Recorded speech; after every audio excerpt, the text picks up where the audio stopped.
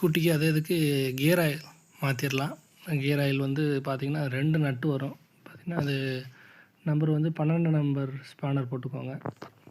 பிட்டு போட்டு நம்ம அதை லூஸ் பண்ணி விட்டுக்கலாம். இந்த ஆயிலை நம்ம அந்த லூப்ரிகண்ட்டாக பயன்படுத்தலாம். எங்கெங்கெல்லாம் துரு ஏறி இருக்கிறோ நமக்கு அந்த லூப்ரிகண்ட்டாக செயினு இந்த மாதிரி எங்கெங்கெல்லாம் தேவைப்படுதோ அந்த இடத்துல இந்த ஆயில் நம்ம பயன்படுத்திக்கலாம். இப்போ நான் அந்த ட்ரெயின் போல்ட்டை நான் கழட்டி விட்டுறேன். அதில் வந்து ஆயில் பூரா நம்ம அந்த டப்பாவில் பிடிச்சி வச்சுக்கிறோம். தேவைப்படும் போது எங்கெங்கெல்லாம் லூப்ரிகண்ட்டாக நம்ம பயன்படுத்தணுமோ அங்கே பயன்படுத்திக்கலாம். ஆயில் நல்லாவே இருக்குது, அது ஒன்றும் கெட்டு போகலை, நல்லா இருக்குது.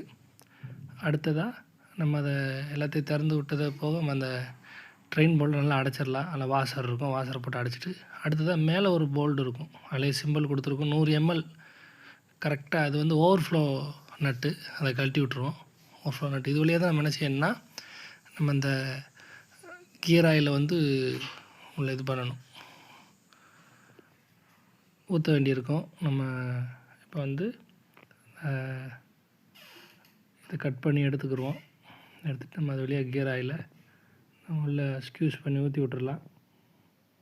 100 ml ஃபில் ஆனவுடனே அது அந்த ஹோல் வழியாக நமக்கு அந்த ஆயில் வந்து ஓவர்ஃப்ளோ ஆகும். அதை வச்சே கண்டுபிடிச்சிடலாம். ஓவர்ஃப்ளோ ஆயிடுச்சுன்னா நம்ம அதை எடுத்துடலாம். சில பேக்கேஜஸில் 120 ml வரும், ஆனால் 100 ml வந்து போதுமானது. நீங்கள் 100 ml மட்டும் அதை ஸ்க்யூஸ் பண்ணி விட்டுட்டு லாக் பண்ணிடுங்க. இது நம்ம போடும்போது கொஞ்சம் ஓரளவு நம்ம